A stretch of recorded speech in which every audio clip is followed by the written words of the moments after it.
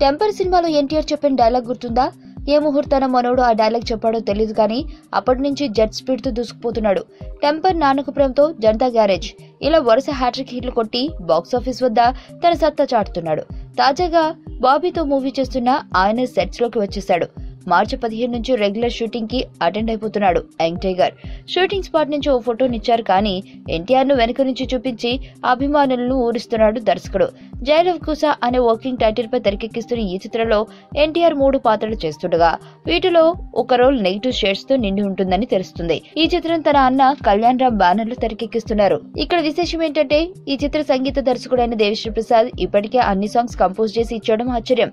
రాశి ఖన్నా, నివేద థామస్ హీరోయిన్లుగా నటిస్తుండగా ఓ star heroine తో స్పెషల్ రోల్ చేయించబోతున్నారు. ఈ చిత్రాన్ని వీలైనంత త్వరగా కంప్లీట్ చేసి ఆగస్టులో రిలీజ్ చేయాలని భావిస్తున్నారు చిత్రం టీం.